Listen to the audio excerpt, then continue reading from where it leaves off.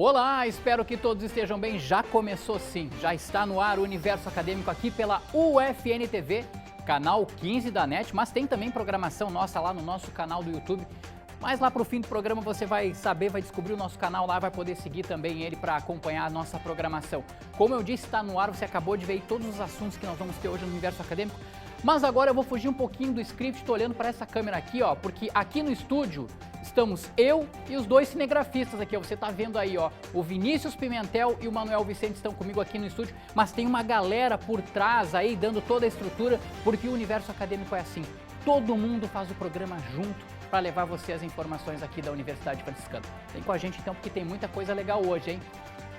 Nosso primeiro assunto de hoje, ó, bolso, dinheiro, economia, né? Tem tanta coisa acontecendo, o país literalmente iniciando o ano agora depois desse período aí do carnaval, mas tem muitas coisas no mundo acontecendo. E aí a gente precisa saber como é que a economia vai se comportar nos próximos meses.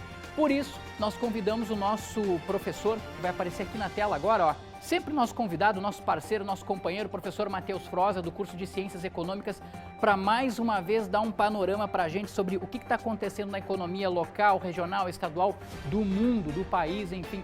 Professor Matheus Froza, seja muito bem-vindo ao programa Universo Acadêmico mais uma vez, professor. Olá, Rogério, obrigado uma vez pelo convite. Estreando, na verdade, em 2022, aqui na UFN TV. Então, isso é muito bom. E assunto é que não falta, diga-se de passagem, para esse início de ano, né, Rogério? Com toda certeza. Perguntas também não, professor. A primeira que eu faço para o senhor, por que aqui no Brasil a gente tem essa cultura, eu vou dizer assim, de dizer que o ano só começa depois do carnaval, hein? Então, é esse feriado prolongado de carnaval que faz as pessoas pensarem que o ano de fato começa depois do carnaval, mas as aulas iniciou uma semana antes do carnaval, já iniciamos uma movimentação em torno da Universidade Franciscana, os alunos de fato retornando 100% presencial. Eu acho que isso é um fato a ser comemorado nesse sentido. Quem está vindo de outras cidades para estudar na UFN, o que vai encontrar de diferenças em relação à nossa economia, a oferta de imóveis, enfim, que Santa Maria vai encontrar nesse mês de março agora? Acho que vai encontrar bastante oferta de imóveis, bastante possibilidade de vir residir aqui, de vir morar, ou de se mudar, pedir desconto. Eu acho que esse é o momento certo. Eu acho que esse movimento já está acontecendo. O entorno da universidade, ele também está revigorando. Eu acho que isso é importante. Então, o movimento está voltando aos poucos. Quando a educação volta, Santa Maria começa a ficar pujante. E vamos dizer assim, daí estamos no trilho novamente para o município começar a desenvolver, começar a crescer e começar o burburinho tão bom o qual o estudante traz aqui para o município. Sim. Professor Froza, no último dia 22 de fevereiro, o ministro da Economia, Paulo Guedes, disse que estuda a possibilidade de novamente liberar valores do FGTS. Isso seria bom ou ruim para a nossa economia, agora pegando assim num contexto mais macro, mais Brasil? O FGTS é interessante, eu possibilitar saques do FGTS, como é interessante também eu ter aquela questão do layoff ali, dos contratos habitacionais, dos contratos de empréstimo, e também, se fosse um pouco mais ousado como política econômica, mexer no imposto de renda, atualizar a tabela do imposto de renda ou possibilitar um maior parcelamento ou isentar as pessoas que ganham, vamos lá, até 2 salários mínimos. Isso sim, o dinheiro cai na fonte, o dinheiro cai no bolso e as pessoas tendem a pagar as suas contas e eu pagando essas contas, eu também estou reestabelecendo o consumo. Eu acho que a gente está até atrasado já, Rogério, em relação a essas medidas, em virtude de uma instabilidade internacional motivada por uma guerra. Já estava ruim sem guerra, essa é a realidade. Vai ficar, muito provavelmente, pior, pressionando preços básicos, como combustível, o gás e a energia. A gente já está notando as primeiras consequências, né, desse problema que está ocorrendo lá no leste europeu. O que isso vai trazer de consequência imediata para a gente aqui no Brasil? Aqui em Santa Maria também, professor? No primeiro momento que vai acontecer essa estabilidade, ela altera o dólar. Então, existe uma expectativa do dólar ele subir. E ele vai subir, tá? Ele vai subir em função que as pessoas vão buscar a moeda forte, agora que é o dólar, para buscar segurança. No segundo momento, os combustíveis, tá? Porque o barril do petróleo, a Rússia vai restringir a oferta de petróleo. Lembrando que a Rússia é o segundo maior produtor, atrás apenas da Arábia Saudita.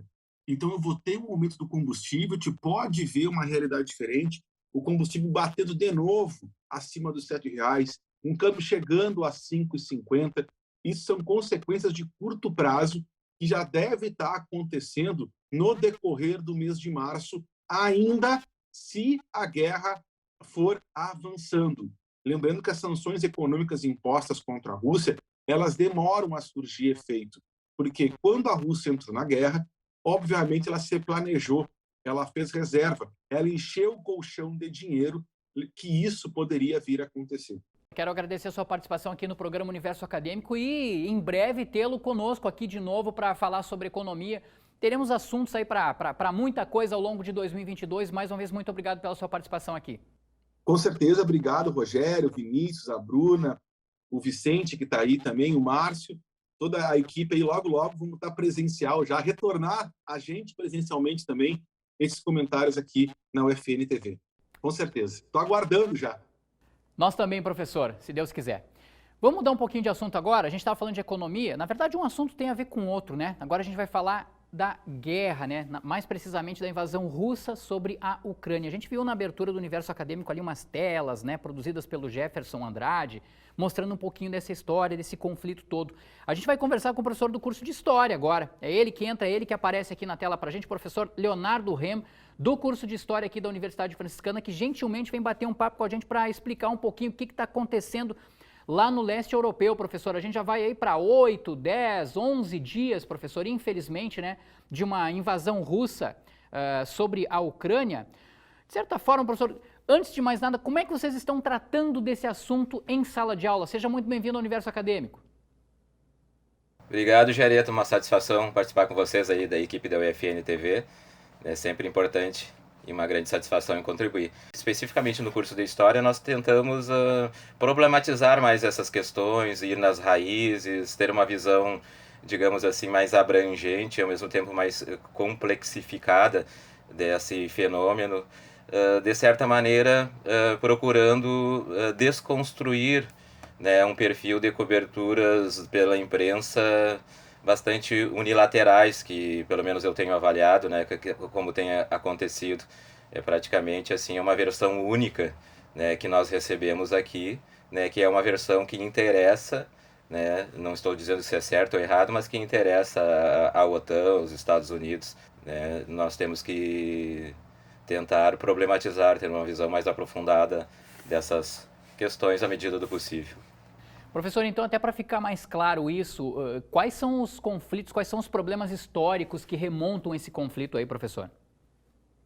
Eu penso assim que talvez interesse mais apontar para o momento de dissolução da União Soviética, né? A Ucrânia fazia parte, era uma república importante da União Soviética. Quando houve o final da União Soviética, na década de 90, foi prometido pelos países ligados à OTAN, uma organização criada na lógica da Guerra Fria, logo no pós-Segunda Guerra Mundial. Houve uma negociação da Rússia e das repúblicas que estavam se separando, que compunham a União Soviética, de que a OTAN não avançaria nessas nações. Terminaria com o socialismo, como terminou, né? A Rússia não é mais uma nação socialista, todas essas repúblicas já estão muito longe de serem nações socialistas, mas a OTAN, ela não almejaria, ela evitaria de inserir países que agora independentes, que pertenceram à União das Repúblicas Socialistas Soviéticas. Recentemente, então, a Ucrânia demonstrou interesse e começou negociações com a OTAN para fazer parte da OTAN e posteriormente da própria União Europeia, né? Isso assim, num período inicial, a Rússia, devido a muitas dificuldades depois do fim da União Soviética, provavelmente não teve como reagir fortemente a isso. Recentemente houve uma estratégia, né, uma planificação do Putin, e se tomou a decisão por reagir a isso, né?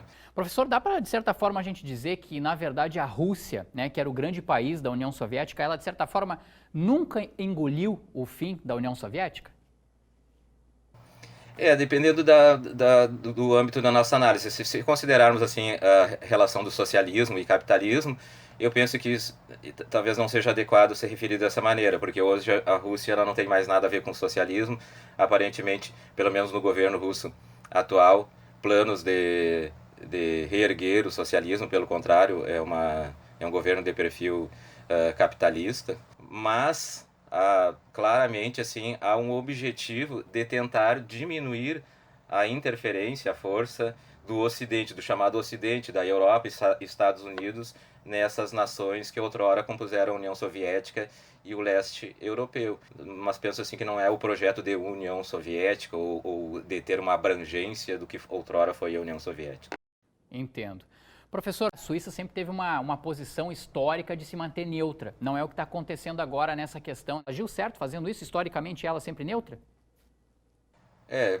Também bastante complexa essa questão, né? A Suíça, nós estamos num perfil do capitalismo em nível mundial, muito mais globalizado, né? Um perfil neoliberal, né? E a Suíça é uma representante, um expoente de destaque desse capitalismo financeiro internacional. Então, dificilmente ela deixaria de acompanhar esse movimento da OTAN e dos Estados Unidos, que também representa o grande capital internacional. No meu ponto de vista, né, a solução mais adequada para qualquer nação e também para o Brasil seria a própria neutralidade. A neutralidade eu penso que tem ficado mais no nível discursivo. A atuação prática do Brasil na ONU tem apontado mais para o engajamento do lado da OTAN, né, e consequentemente da maioria dos países da ONU nesse momento. Perfeito. O fato é que a gente está vendo a história diante dos nossos próprios olhos, né, professor? Eu quero agradecer mais uma vez a sua participação aqui no programa Universo Acadêmico e até uma próxima oportunidade. Tomara que a gente possa, já nos próximos dias, voltar a conversar aqui, professor, para falar do fim desse conflito. Tomara, Jareta, e agradeço de novo a oportunidade. Satisfação, abraço para vocês todos. Um abraço também, um bom trabalho aí, professor. O professor Leonardo Reim falando com a gente sobre essa invasão da Rússia, né? Sobre a Ucrânia. Gente, sabe o que eu acho que está faltando para esse pessoal aí, né? Que está em guerra, né, as pessoas envolvidas nesse conflito entre Ucrânia e Rússia, é mais fraternidade, mais educação. Pois elas duas são o tema da campanha da fraternidade deste ano.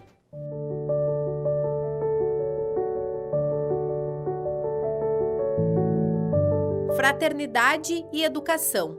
Com foco em um dos pilares mais importantes da sociedade, a campanha da Fraternidade 2022 foi lançada oficialmente.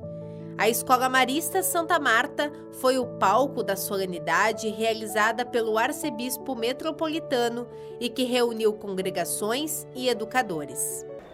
Todos sabemos os desafios da educação antes da pandemia. Com a situação da Covid-19, piorou ainda mais algumas questões. Por isso a campanha da fraternidade quer trazer luzes e não só mostrar os problemas. Quer trazer sugestões, quer fazer proposições. O tema abordado pela terceira vez tem como objetivo incentivar diálogos sobre a educação do país, transformada pela pandemia. Então, essa campanha veio para refletir sobre a importância da educação, não só na escola, mas também na comunidade, junto com as famílias.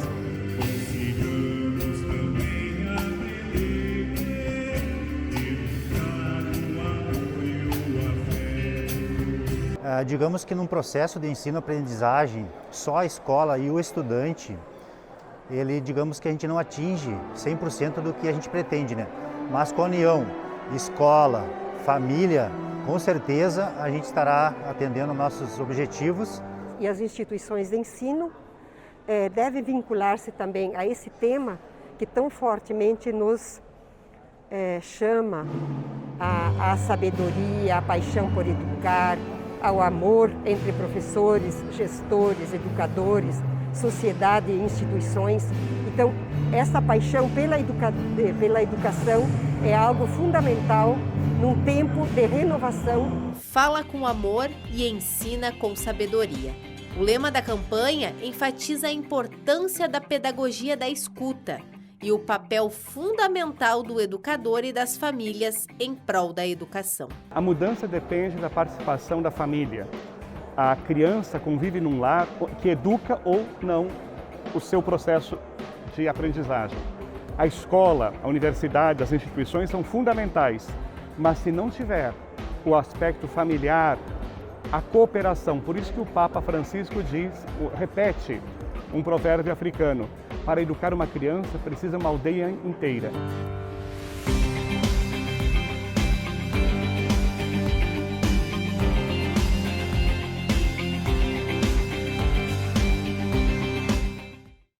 O melhor caminho sempre é a educação, né? E a gente segue com esse assunto porque a gente tem um recado bem importante para quem precisa ou quer melhorar os conhecimentos em português e também em matemática. A Universidade Franciscana está com novas inscrições para o programa de nivelamento.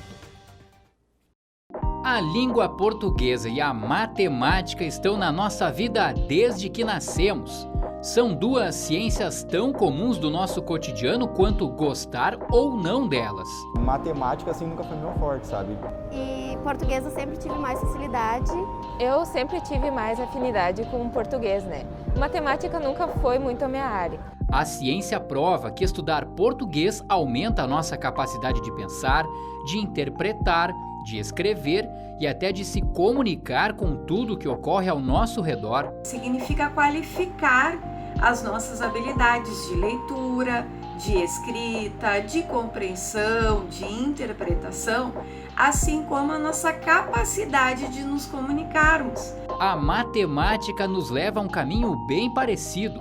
É com ela que aprendemos a receber, pagar, comprar e resolver problemas lógicos do nosso cotidiano. Não só na sala de aula, né, como a gente estuda desde o ensino fundamental até o ensino superior, mas ela é uma disciplina muito importante porque a linguagem dela nos auxilia a compreender melhor o mundo. É para isso tudo que a Universidade Franciscana oferece outra vez o programa de nivelamento em língua portuguesa e matemática. As aulas serão no formato EAD entre os meses de março e julho. A Letícia e a Liane serão as professoras para colaborar com quem tenha dificuldades nas duas disciplinas. Elas também vão sugerir técnicas e metodologias de ensino. Reativar a memória dos conteúdos que você já viu no ensino médio. E esses conteúdos, eles vão te ajudar a desenvolver atividades complexas que no curso de graduação exigem. Para quem quer estudar, a inscrição é de graça e deve ser feita pelo site da Universidade Franciscana até o dia 11 de março.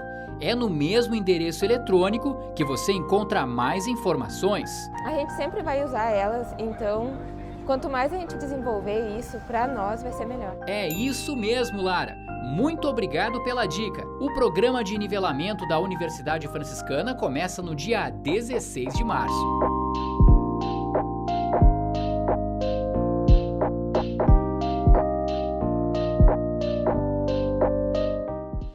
É isso aí, é na quarta-feira da outra semana ainda, então dá tempo de fazer a inscrição.